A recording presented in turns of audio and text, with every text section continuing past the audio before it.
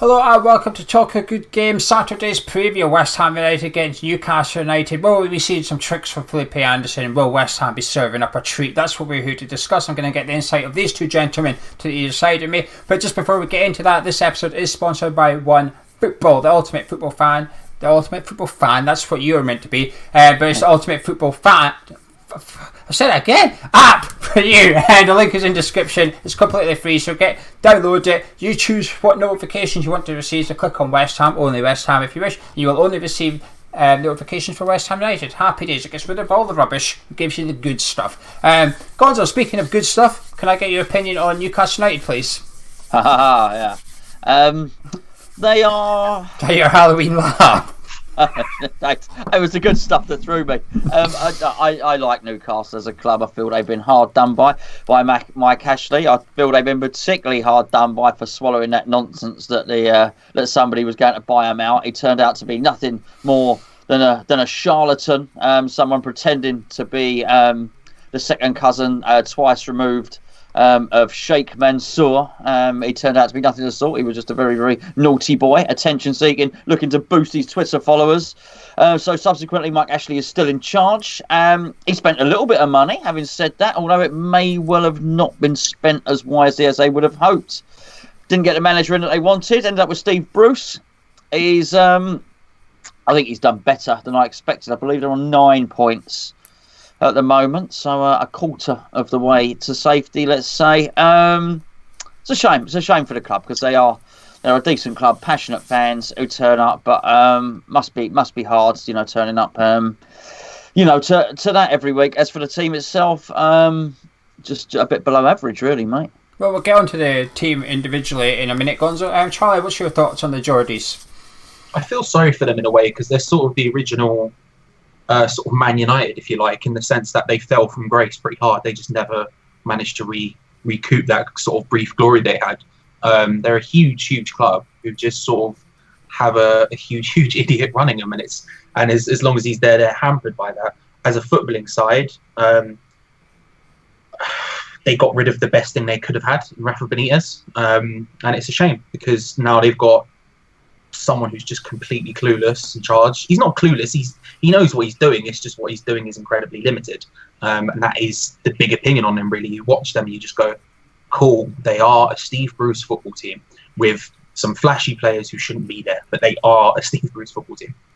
They're a big club, big fan base. Last season, they had a big manager. They don't have that anymore, and it's all gone a bit boring under Benitez. I think Benitez can be a bit of a boring manager, but he's boring when he needs to be, but he also adds in a sprinkle of entertainment when it can be there, and he's an efficient boring manager, if that makes sense.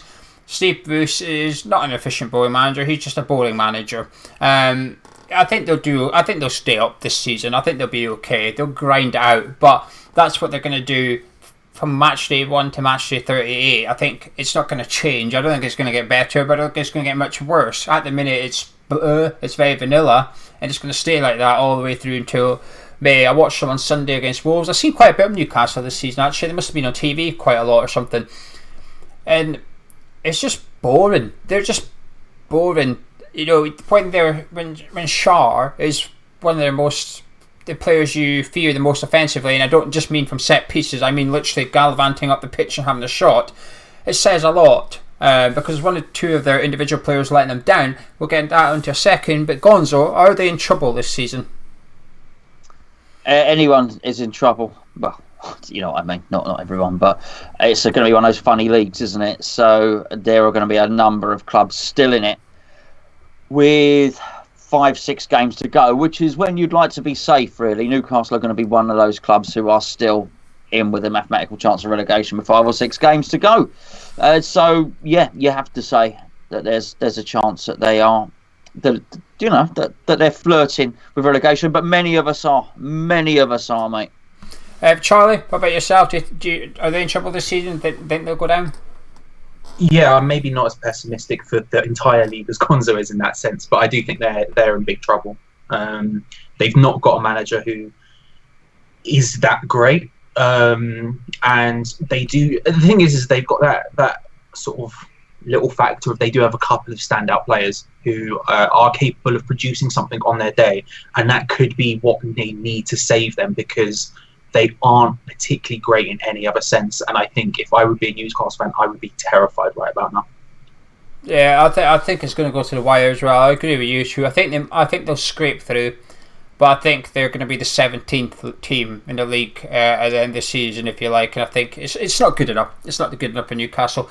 Gonzo, individual players, Newcastle. Who do you admire from the Geordies, please? Well, before I go on to my reason they will struggle is because they don't have a goal scorer, and that's a major thing, particularly a major thing for Newcastle, because they do cover and dare I say worship their number 9s. It's a big, prestigious shirt up in Newcastle, and they don't have one. And of course, Mike Ashley's probably looking at me, well, why don't we have a goal scorer? I gave you 40 million quid last season. I gave Benitez the funds to buy the guy to supply the goal scorer as well. That being said, I do like the guy Almiron, who was bought to load the bullets into the gun.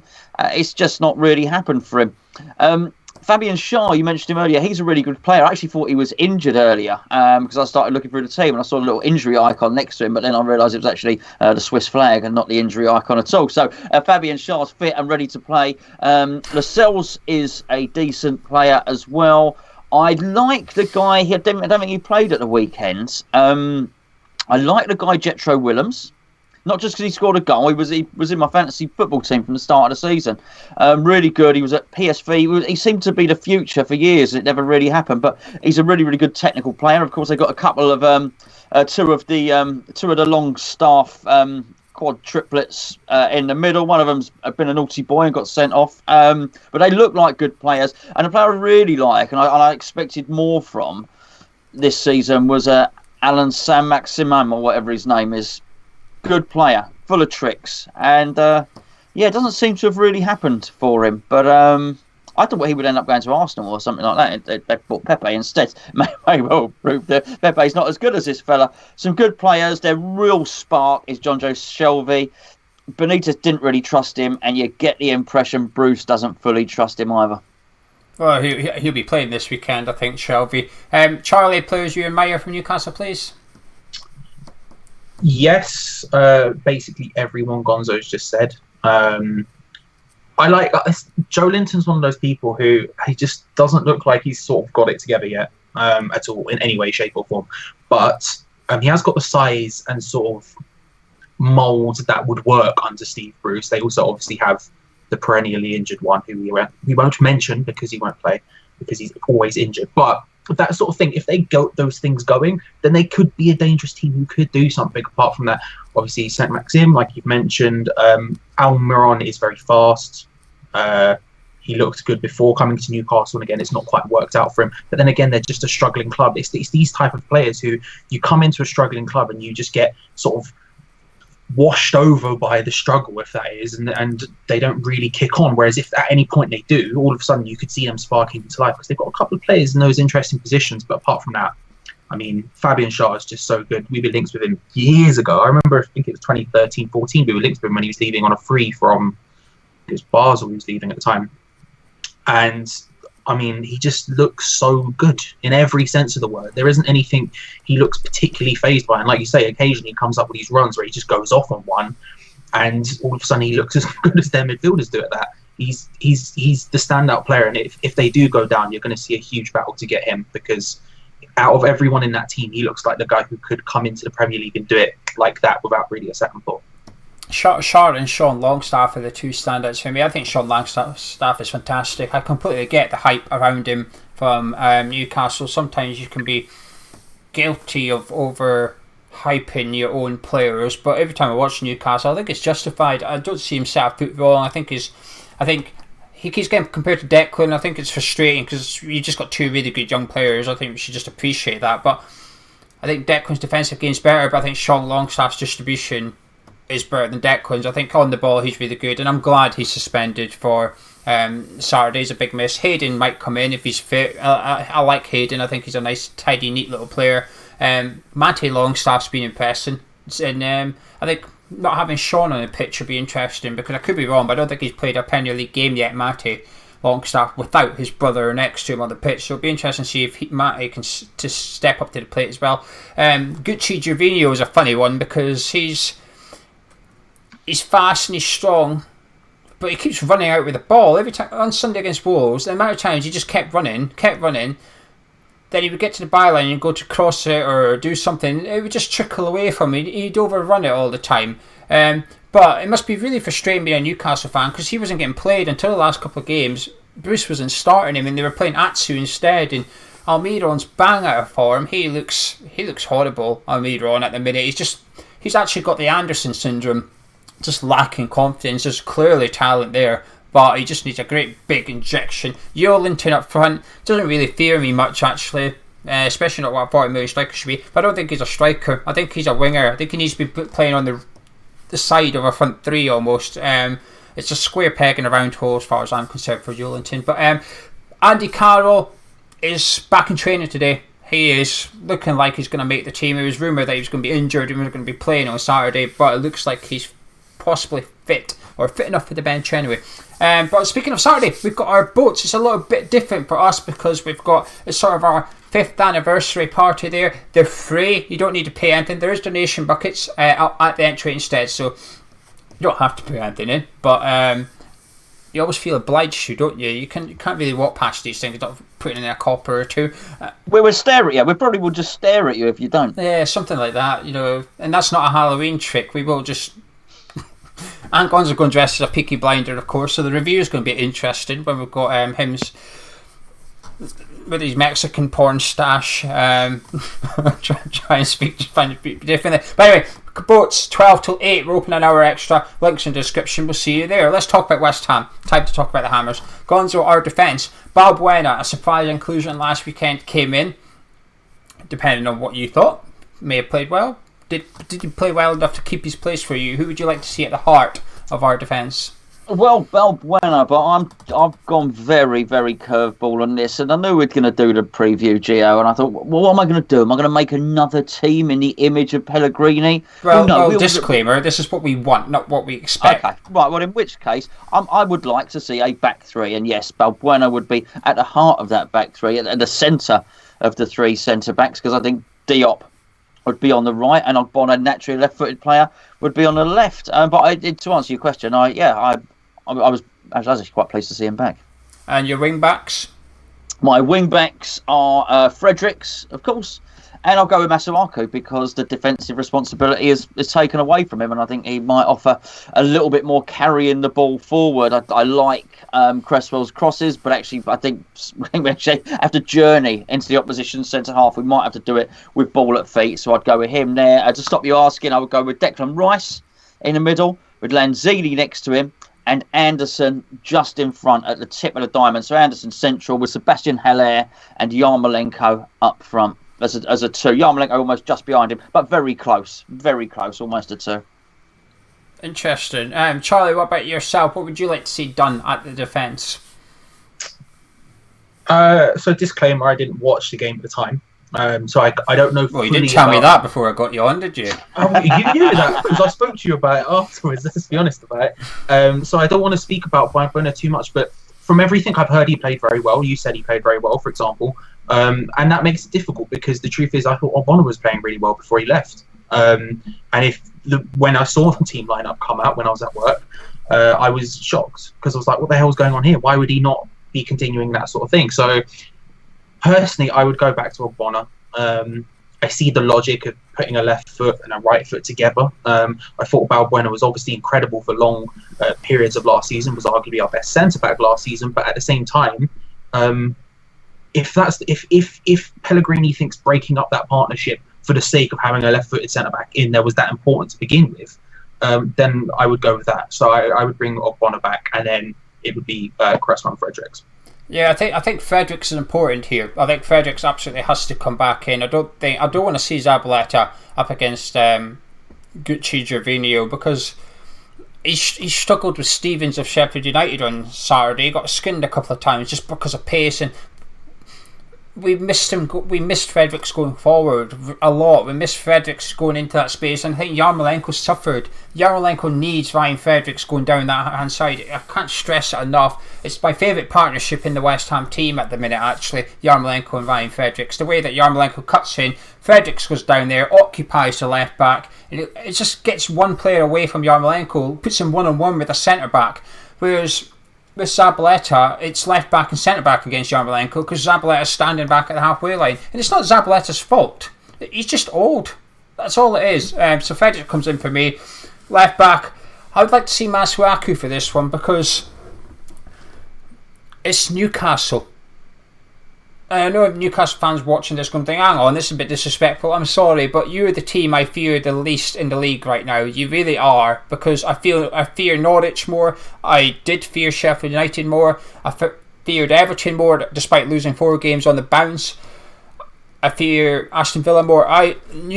Newcastle are the bottom team for who I fear the most in the Premier League. So we have to go, not gung-ho, but we've really got to go for it Saturday. And I would like to keep Balbuena in there because it's important that our centre-backs in possession can almost start attacking moves, and Balbuena is the only centre-back that can do that for me. Gonzo, we've heard your midfield. Not too light in there. Do you fear you're maybe a bit light in there, though, having Lanzini and Anderson with Rice? Sick of making defensive decisions, quite frankly. I think we need to go and attack a team. I don't see anyone else. I guess you could draft in Sanchez, but that would be the wrong move. You're doing that. No, I think we've got to go and attack it. I think we need to go and win. We need to win big. We need to win by many goals in this one. We discussed before the Sheffield United game, if that was a pivotal game, if Pellegrini was under pressure, and nothing's changed. He still is. And this is another home game. Let's be fair, the one afterwards is going to be very, very difficult to get anything. So you'd have to imagine that we'll do well to get a point in the game against Burnley. So we have to target 3 points here. And I think if you start looking at Newcastle United and thinking, oh, hold on, we better put another stopper in there, because it's Newcastle. I think we're banging trouble. I think we attack them, we use the attacking flair. We go 3 goals up and we let them worry about it. But allow the formation to allow that to flourish. Charlie, how would you like to see a midfield and attack lineup? So for me, it would be a sort of. I keep playing around with this. We've all been speaking about how Haller is like sort of isolated, and by sort of I mean he looks like he's on a different island to the rest of the team, and that is what it is. So for me, I think it's important to get someone close to him, and for some reason, I've just been thinking about Kevin Nolan for like the last 2 weeks, and I don't know why. It's just been in my head. And the one thing about Kevin Nolan was he got really close to Andy Carroll all the time. So whenever Andy Carroll brought that ball down, he was there. Now, Kevin Nolan, obviously an incredibly limited footballer, but that was the joy of it, being in the right place at the right time and bringing that in. So I think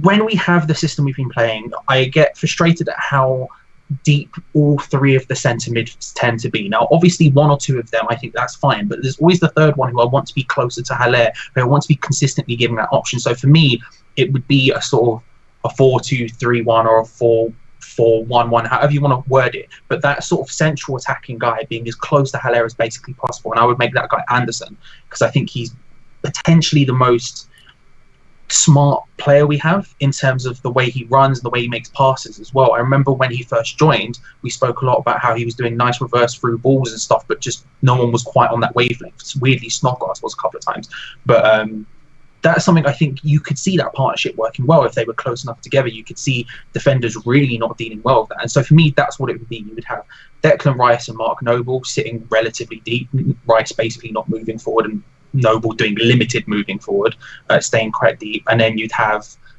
probably Yarmolenko, and it's not going to happen. He played for the under-23s, but Nathan Holland I would give a chance. I think I'm not thinking he's going to come in and blow the world away like Diangana did or anything like that, but I do think his pace and his running and his confidence that he clearly has at the moment is a big factor. Bring him in and then give sort of, if we're hitting Haller and he can bring Anderson into play, and Anderson is switched on, like I say, with those smart passes, then having someone who is right now fearless could be key to breaking down a team that are going to sit deep and are just going to defend and will be happy with a 0-0 draw, and let alone anything else. So I think that could be a key to breaking that side down. So that's the way I would go about it.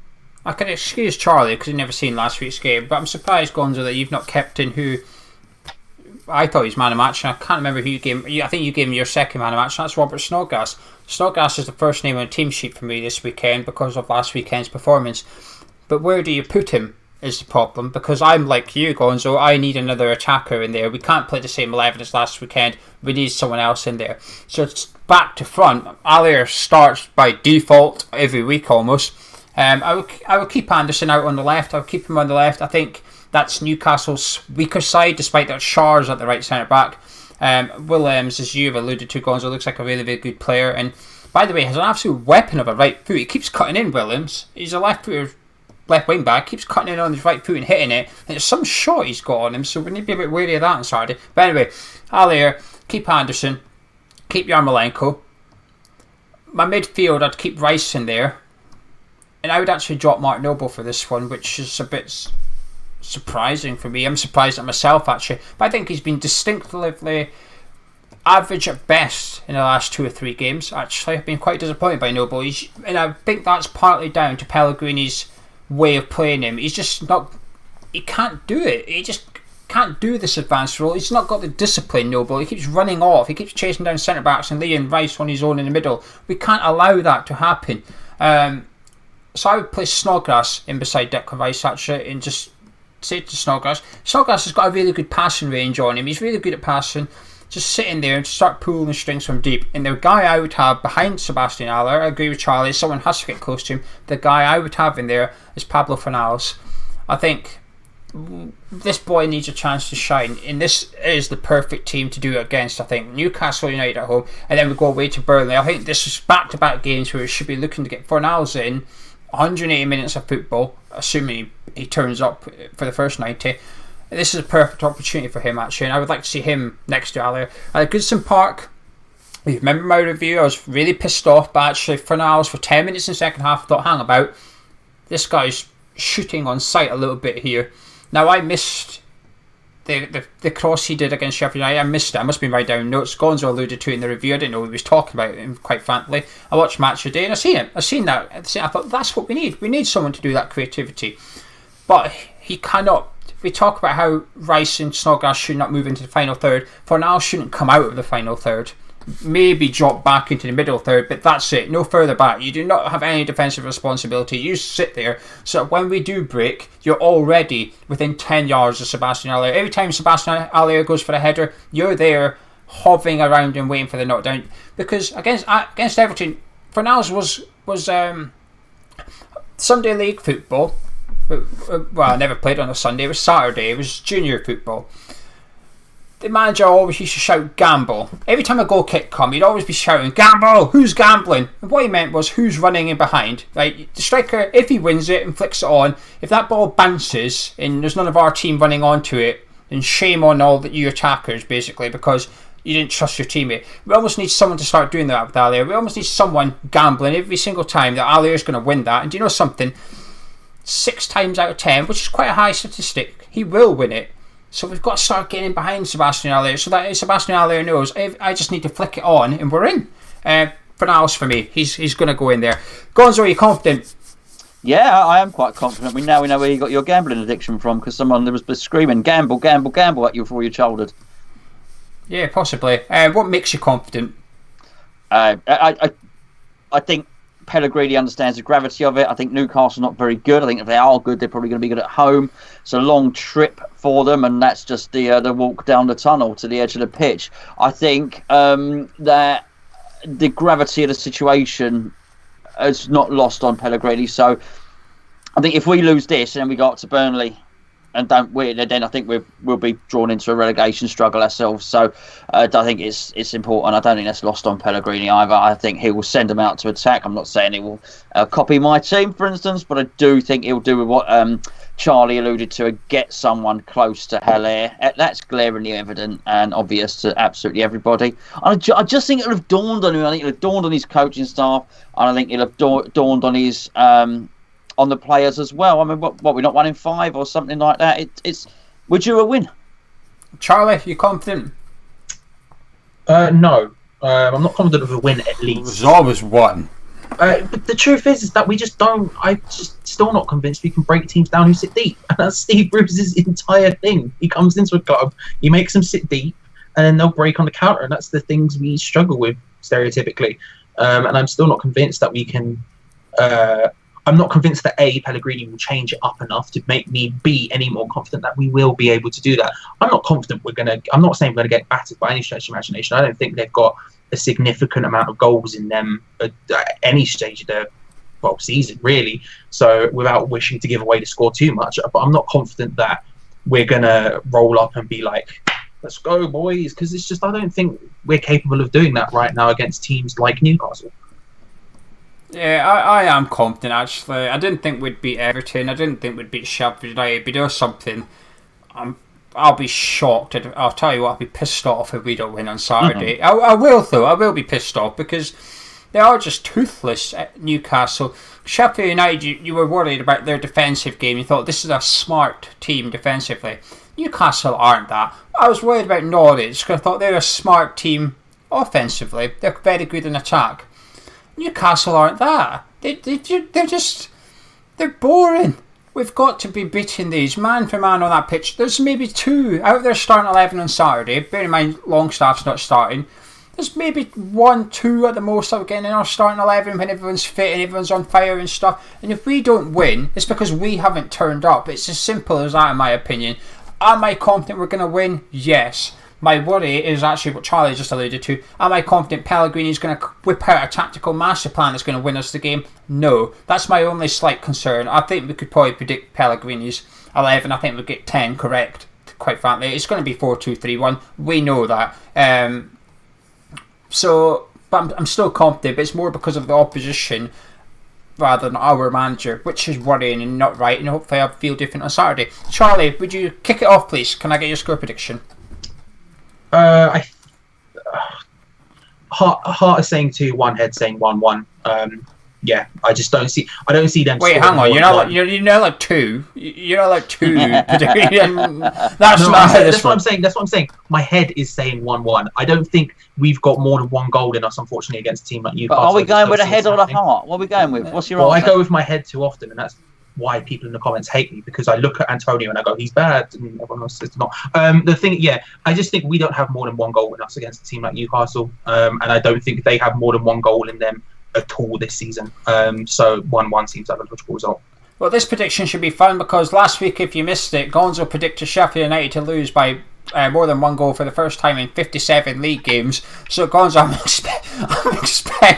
I'm expecting you to predict goals for West Ham here. Can I get your score prediction? Well, I am going to predict goals, and I'll tell you what, Charlie's wrong. People in the chat don't hate him. I think people in the chat need to show Charlie some love, quite frankly. Cuddles and kisses, them emojis with the hearts, and that's what he needs. He needs a bit of that. He needs a bit of loving. Not that type of loving, though. I think we're going to win 3-0. I think we're going to win 2-0. I'll tell you something. Our review on Saturday will be interesting if we don't win. So you can join us for that. Join us on the boats. They're free. Get your ticket. You need to get a ticket, although it's free, because we have a capacity, and although those tickets are gone, me and Gonzo always get messages every week on Saturday morning, can you get me in and stuff. If they're all gone, there's nothing we can do. And Saturday's a really busy day for us, okay, because we've got the raffle to do for the GoFundMe. It's our 5th anniversary. We've got a few other things on as well on Saturday. Everybody that comes to the boats before 1:30, well, say 1:25, we need 5 minutes to tear up the slips. Anyone that attends the boats before 1:25 on Saturday will be given a little raffle ticket. At 1:30 we will be doing a draw, and someone on the boats will win a signed shirt, a signed first team shirt. It's donated by Umbro. I've got it with me. I'll be taking it with me as well on Saturday. So someone on the boats at 1:30 will be winning. It's no charge to enter. It's free. When you come, you will get your ticket, and just keep it safe for an hour or so, and then someone's winning it. Anyway, if you've enjoyed this video, drop a like on it, subscribe if you're around here, join us on Saturday evening. Straight after the game, we'll have our review. We'll be doing fan cams as well. If you want to do a fan cam on Saturday, come and let one of us 3 know. We'll interview everybody and anybody that wants to be interviewed. That's been Charlie, that's been Gonzo, I've been Joe, been Ham's Chat. See you on Saturday night.